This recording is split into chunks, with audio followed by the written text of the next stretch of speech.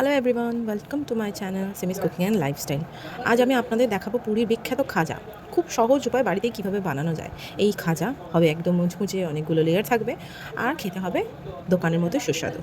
ভিডিওটা শেষ পর্যন্ত দেখবেন, কারণ আমি এত কিছু ছোটো ছোটো টিপস শেয়ার করবো যেগুলো মানলে আপনারাও খাজা প্রথমবারই পারফেক্ট বানাতে পারবেন। তো চলুন আগেই দেখে নিই আমাদের কী কী উপকরণ লাগছে। ময়দা 2 কাপ নিয়েছি, যেটা আমি চামচ দিয়ে মেপেছি। ঘি বা তেল দিতে পারো, যেটাই তোমাদের ইচ্ছে। আমি এখানে ঘি ইউজ করেছি।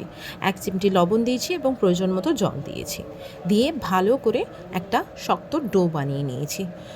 বেশি শক্ত ডো বানালে কি হবে, আমাদের খাজাটা একটু মুচমুচে হবে, একটু না অনেকটাই মুচমুচে হবে। দেখতেই পাচ্ছ ভালো করে মেখে নিয়েছি ডোটা, মোটামুটি একটা স্মুথ একটা চলে এসছে সফট ডোতে। তো আমি বেশি সফট রাখিনি, একটু শক্ত রেখেছি। এবার আমি 20 মিনিট ঢাকা দিয়ে এই ডোটাকে সাইডে রেখে দেবো। এখানে আমি একটা ছোটো বাটিতে কিছুটা ময়দা আর ঘি নিয়ে একটা নরম মসৃণ পেস্ট তৈরি করে নিয়েছি। এই পেস্টটা প্রতিটি বেলা রুটির ওপর সমানভাবে লাগিয়ে দেব। এই পেস্টটি দেওয়ার কারণেই কিন্তু খাজার মধ্যে সুন্দর সুন্দর লেয়ার তৈরি হয় এবং ভাজার সময় একদম মুচমুচে একটা টেক্সচার দেয়। তাই এই ধাপটি অবশ্যই মিস করবে না কিন্তু। তো দেখতেই পাচ্ছ আমি এখানে একটা স্মুথ পেস্ট বানিয়ে নিয়েছি। তো আমি এটাকে একটু সাইডে রেখে দেবো। এবার শিরা বানানোর জন্য আমি এখানে একটা পাত্রে চিনি ও জল দিয়ে ভালো করে ফুটিয়ে নেব। একটা তারের মতো হালকা শিরা তৈরি করে নেব, যাতে তোমরা এলাচ গুঁড়োও দিতে পারো। আমি এখানে 3-4টে এলাচ গুঁড়ো দিয়েছি আর একটু লেবুর রস দিয়েছি। এবার বলি লেবুর রস দেওয়ার কারণ কি, তাহলে এতে চিনির শিরা সহজে দানা বাঁধে না বা ক্রিস্টাল হয়ে যায় না, ফলে শিরাটা পরিষ্কার ও মসৃণ থাকে এবং খাজার গায়ে সুন্দরভাবে কোটিং হয়ে যায়। এবার আমাদের শিরাটা তৈরি। তো আমি এবার এটা সাইডে করে নেব। তো দেখতেই পাচ্ছ এখানে অবশ্যই সবথেকে বড় ইম্পর্টেন্ট, আমি বেলিনি, মা বেলেছে আটা। কারণ আমি আটা বেলতে পারি না, দুঃখের বিষয়। মানে রুটি বেলতে পারি, কিন্তু অতটাও আমার মা যে যতটা একটু ক্লিয়ার করে বেলতে পারে, তো আমি ওরকম বেলতে পারি না। তো এখানে আমার মাই বেলে আমাকে দিয়েছে, আর আমি পাশ থেকে দাঁড়িয়ে দাঁড়িয়ে কীভাবে মা বেলছে সেটাই শিখছিলাম। কারণ পরবর্তীকালে তো আমিও বেলবো, মানে আমাকেই তো বেলতে হবে, যেহেতু আমার ইউটিউব চ্যানেল। মায়ের রেসিপি বটে, মা সাহায্য করে।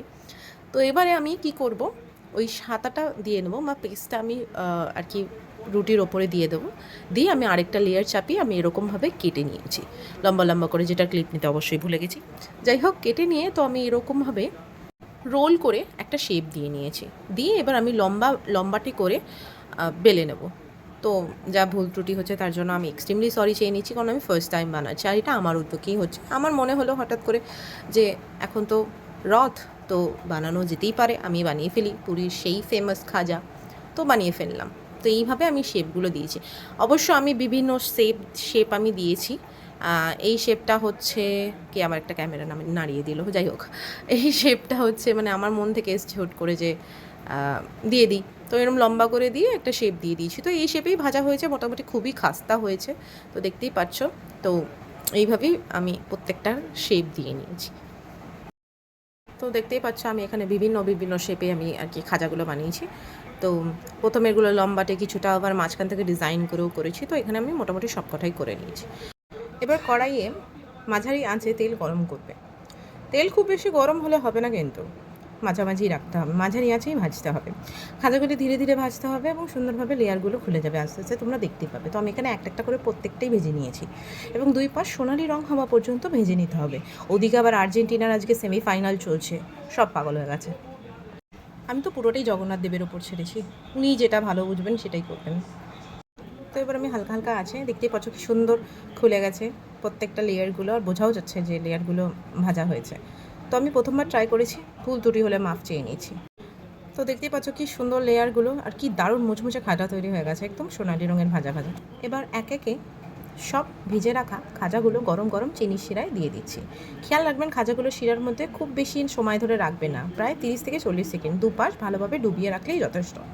এতে শিরাটা সুন্দরভাবে প্রতিটি লেয়ারের গায়ে মিশে যাবে, কিন্তু খাজা তার মুচমুচে ভাবটাও ধরে রাখবে। এরপর আলতো করে তুলে একটি জালির ওপর বা একটা প্লেটের ওপর রেখে দিলেই হবে, যাতে অতিরিক্ত শিরাগুলো চলে যায় বা ঝরে যায়। কয়েক মিনিট পরেই দেখবেন খাজার গায়ে হালকা হালকা চকচকে একটি কোটিং তৈরি হয়েছে। এভাবেই সবগুলো খাজা শিরায় ডুবিয়ে তুলে নিলে একদম দোকানের মতো সুন্দর মুচমুচে সুস্বাদু খাজা তৈরি হয়ে যাবে। তো দেখতেই পাচ্ছ আরেকটা লেয়ারও আমি ভাজে দিয়ে দিয়েছি। তো এটাও ভাজা ভাজা হোক, এটা আমি নর্মাল রাখবো, চিনির শিরায় ডোবাবো না, নিমকি হিসেবে খাবে সবাই। তো এভাবেই জগন্নাথপুরি স্টাইলে খাজা তৈরি। ভিডিওটা ভালো লাগলে লাইক, শেয়ার, কমেন্ট করতে ভুলো না। আবার দেখা হবে নতুন একটি রেসিপি নিয়ে।